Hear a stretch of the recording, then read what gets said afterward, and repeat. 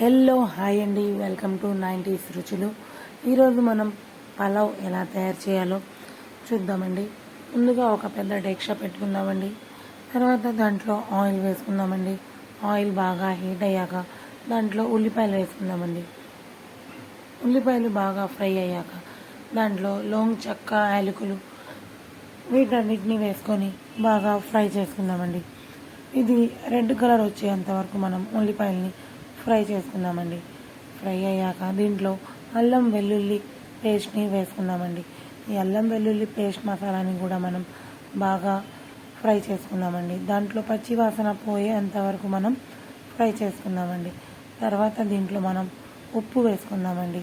ఉప్పు వేసుకొని దాన్ని కూడా ఒకసారి మనం కలుపుకుందామండి. తర్వాత దాంట్లో కొంచెం పసుపు వేసుకుందామండి. చివరిలో కొంచెం కారం కూడా వేసుకుందామండి. చూసారు కదండి, అన్నిటినీ మనం ఒకసారి బాగా కలుపుకుందామండి. వీటన్నిటిని మనం బాగా కలుపుకుందామండి. తర్వాత దీంట్లో టమాటాలు, పచ్చిమిర్చి, కొత్తిమీర, పుదీనా వీటన్నిటిని వేసుకొని మనం బాగా కలుపుకుందామండి. ఇవన్నీ బాగా కొంచెం రెడ్ అండ్ కలర్ వచ్చేంత వరకు మనం ఫ్రై చేసుకుందామండి. చూసారు కదండి, ఆయిల్లో బాగా ఇవన్నీ మసాలాలు బాగా ఫ్రై చేసుకుంటే చాలా బాగా టేస్ట్గా వస్తుందండి. తర్వాత దీంట్లో మనం వాటర్ వేసుకుందామండి. మనం ఎంత బియ్యం తీసుకున్నామో దానికి తగ్గ వాటర్ కూడా మనం దీంట్లో వేసుకుందామండి. వాటర్ వేసుకొని కొంచెం ఒకసారి మనం దీన్ని కలుపుకుందామండి. చూసారు కదండి, కలుపుకున్నాం కదా.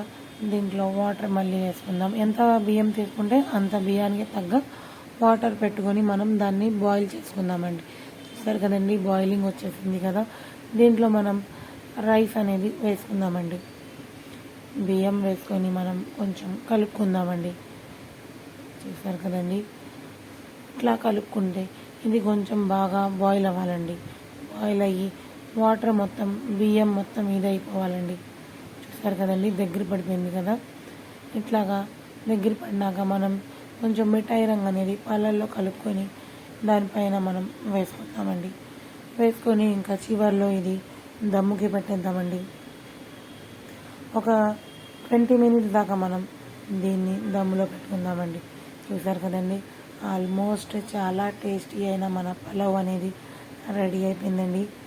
ఇంకా ఒక 2 మినిట్స్ దాకా మనం దీన్ని సిమ్లో పెట్టుకుంటే చాలా టేస్ట్గా ఉంటుందండి. ఆ వాటర్ అనేది చాలా ఎంకిపోతుందండి. ఒకసారి అటు ఇటు కలుపుకొని మళ్ళీ ఇది ఒక 2 మినిట్స్ దాకా సిమ్లో పెట్టుకుందామండి. చూసారు కదండి, రెడీ అయిపోయిందండి పలావ్ అనేది. నచ్చితే మీరు కూడా ఒకసారి ట్రై చేయండి.